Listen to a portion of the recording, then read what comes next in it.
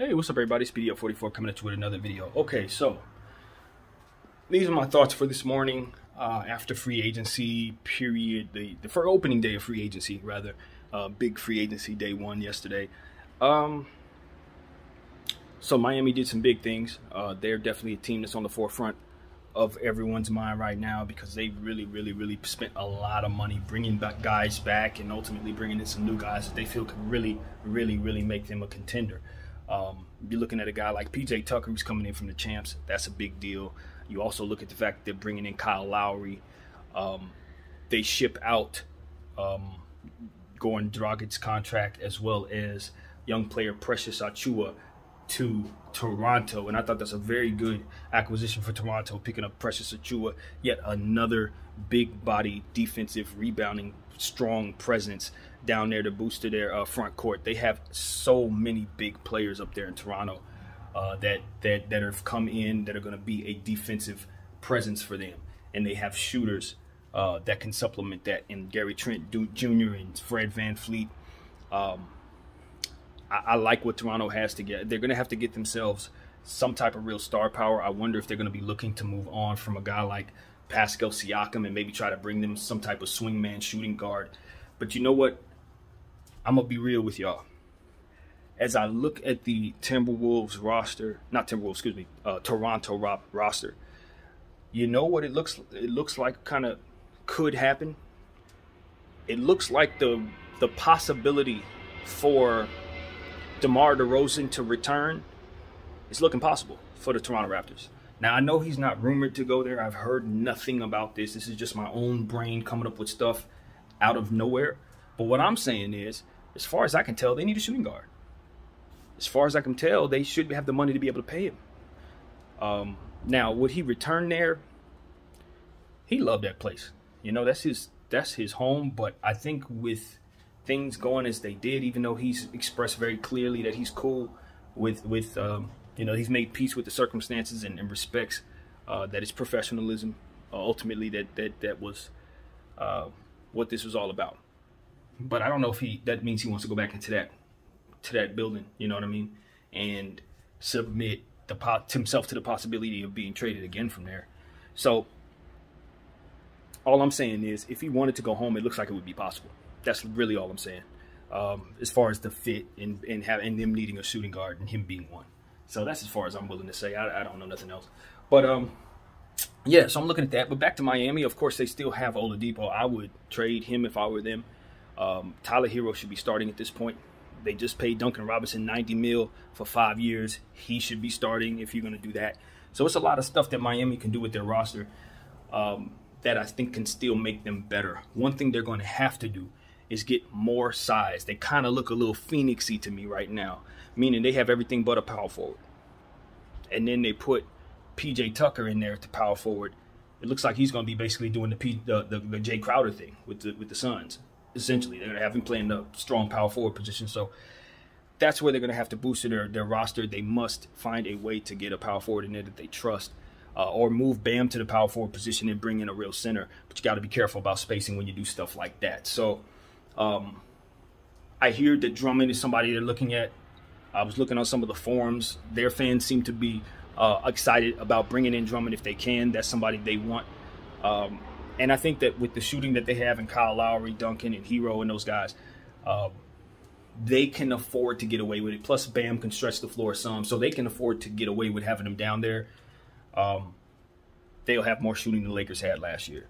So I think that that's going to be priority for the Miami Heat. I heard that they had already had an agreement with him. I don't know how true that is now, but I think he should sign there, and I think they should want him because what they need is pretty much what he is, and that's size. They need it if they're going to be what it is that they're trying to build themselves to be. So pay attention to the Miami Heat because it looks like they're putting together a super team that's going to be comparable to the Bucks and going to try to throw rocks at us in the Nets. You know, it is what it is. So we'll see what it is there. What else happened yesterday that I thought was pretty cool? Dallas got some shooting, and I always think that Luka doesn't really need a lot, in my opinion, but he did need more than he had last year, and I think Dallas made the right decisions in just getting him his shooters, you know, making sure that he had 2 elite level role-playing shooters on his team. Reggie Bullock and Tim Hardaway Jr. returning is a big deal. That's a big deal. I think they upgraded in terms of fit from Josh Richardson in doing this. Not that Reggie Bullock is a better player than Josh Richardson. I don't believe he is. But for what it is that they do, yeah, you needed a knockdown shooter, somebody who can just make things real easy for Luka, somebody you could pass the rock to and create plays for. And that's what he does. Now, they got to figure out what they're going to do with Porzingis, because I don't really love Porzingis on this roster anymore. I don't think his motor's strong enough. I don't think he's strong enough, respectfully. He's too injury prone at this stage. He's just not a second guy. He's more like a 4th or 5th guy at this point. And I think everybody realizes that it's just about trying to find value for him at this point, or trying to see if you could find something that makes sense, because, you know, he is 7 feet tall. He stretches the floor. He blocks shots. So you don't want to play around with him. You know what he can do. It's just, he's just not that guy, unfortunately. I think the injury that he had in New York, that knee injury, he really hasn't bounced back from that. And maybe he's had some other injuries since then, but he's just not the KP that he was drafted to be, that we saw when he was in his first couple years with the Knicks. That was a potential superstar. This guy is not that. So I would move on. If I'm Dallas, I'm moving on. I'm looking in other directions. I know Portland's looking to do something. Maybe I'm looking to ship him to Portland, try to see if I can bring back some pieces that they got or something. I don't know. But, you know, I also know that Minnesota may be willing to make a move or two, maybe try to boost their situation. I can imagine Karl Towns and KP would be very difficult to deal with, to say the least. So that's the type of thing. Phoenix is a team I look at and say, you guys could do really good with KP as well. So there's a lot of teams that he would fit on better than Dallas at the second, as the second star. Because if you want him at your second star spot in this league today, nah, you barely make the playoffs. So that's what I think. That's the God's honest truth.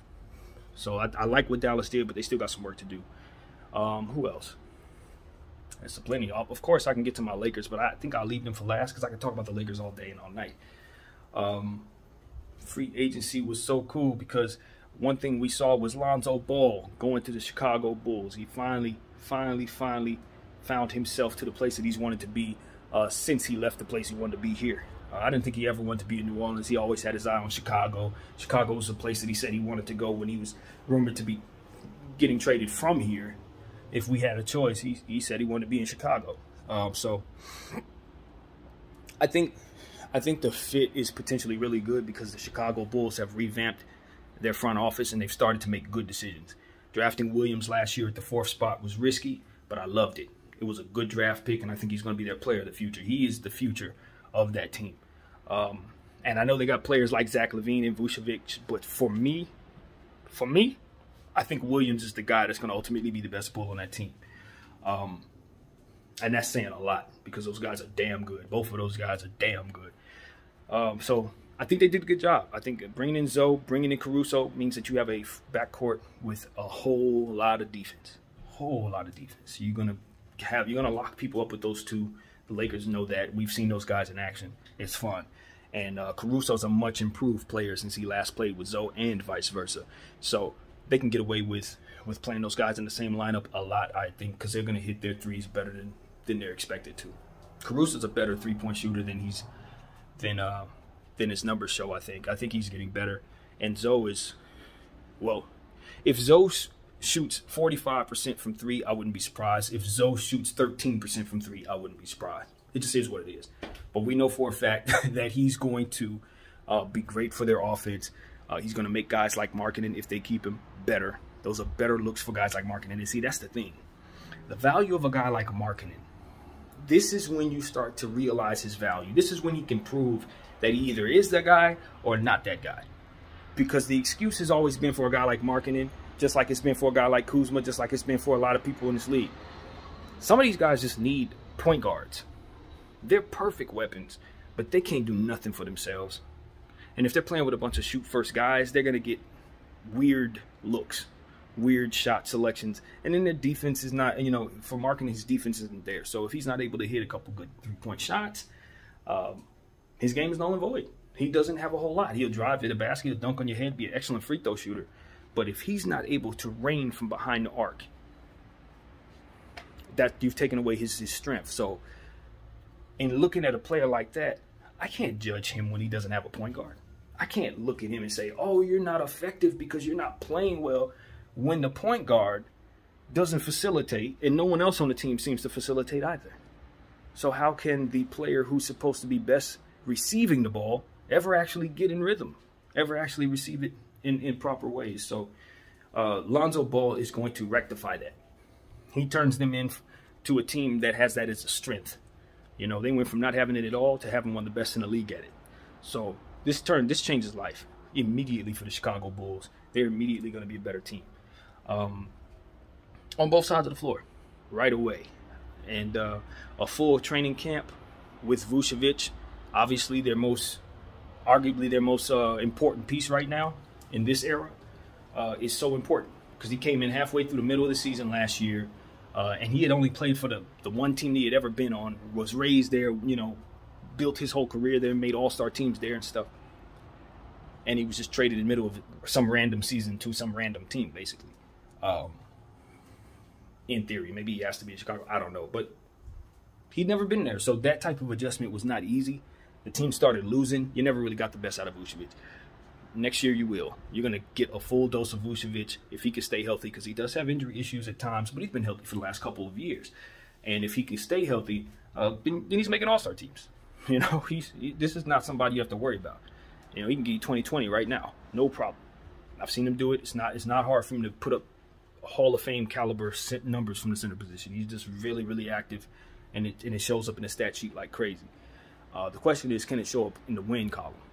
And I think what you'll find out is that Vucevic, just like Markkanen, having played for Orlando, hadn't really had a point guard like that.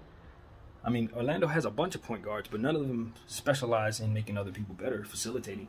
It seemed like the Orlando organization was more so interested in focusing on the defensive end and shot blocking, to me. So they have point guards, and of course they just drafted some great ones, and they have that today, definitely have it today, in picking up Suggs. But, you know, while Vucevic was there, no, they didn't have a Suggs. They didn't, you know, Cole Anthony was still a pup, and he was hurt most of that time. So they didn't have a point guard necessarily setting them up either. They had Markelle Fultz down there who can do it, but he got hurt. So it's like, you know, before that, the point guards that he's played with, the people that he's had on his team, with the exception of maybe Elfrid Payton, those were shoot-first point guards that he's played with. And he played with Elfrid for, what, 5 minutes? They drafted him, kept him for a season, that was it. I mean, that's the only time that I can recall Vucevic ever playing with a real pass-first point guard himself, and was still able to make all-star teams and put up crazy numbers. So you can imagine how much easier his life is going to be with a guy like Zoe getting him to rock. You know, so obviously there's a whole lot of lobs for Zach LaVine. LaVine's game is going to be he's not going to be affected at all, in my opinion. I think he'll have the ball in his hands just as much, too, because Zoe doesn't keep the ball in his hands for too long. He's looking to pass. He's looking to move. He makes quick decisions. If anything, a guy like Zach LaVine is going to have a lot more easy buckets in transition, because a guy like Zoe is going to hit them with that full court pass. That's going to put them in a position to get a lot of easy buckets. So that's one thing Chicago's going to love for a fact. But this dude, he'll put 8-9 points on the board with those full court passes. Quick, gone, cherry pick. Like that's what Zoe's really, really good at. The more plays you run that way, the happier you'll be, in my opinion. Faster the pace, the better, Chicago. So that's what I got to say about that. Now, what else? What else? There's so many other things going on, man. Take a look at my list here. We definitely know for a fact that teams did a lot, and you know, at the end of the day, I really don't know what the Blazers are doing. I spoke about the Blazers yesterday. I think Dame should leave. I think he should call for a trade request today. They didn't do a whole lot at all yesterday. They did pick up Ben McLemore, which is a good shooter. Somebody that I wish the Lakers could have kept. They picked up Norman Powell on a 5-year deal after trading him for Gary Trent, someone who's younger than him, who does the same things he does, who also got paid pretty much the same money he did. Big head scratcher for me. And then they picked up Zeller from Charlotte and gave him a deal while letting their center prospect that they drafted in the first round walk out the door to San Antonio after not developing him basically at all. Collins. I just am so low, so low on Portland and what they've been doing lately. And I don't see no path to success in sight. The only thing that I can honestly say Portland can do, truthfully, is tear it all down. And that's what I made a video about last night. I still feel that way this morning. Even thinking about it, I'm even more so concerned about what Portland's going to be doing. Because at this point, it's like Dame may not ask out. And if this turns out to be one of those seasons, knock on wood, it's an injury year, he going to wish to God he did. Like, this is not the time. When you're 32 years old, you only got about maybe 2 more years of your absolute prime. This is not the time to be having wasted seasons. So, yeah, that's what I got to say. Portland dropped the ball quite a bit yesterday, just in the moves that they made, and most importantly, in the moves that they didn't. So that's what I have to say about that. Anyway, that's what I got. That's enough for right now. I want to make an entire video about the Lakers, so that's why I'm going to cut off this video and start that process now. But I thank you guys for watching. My name is BDO44. I'm out.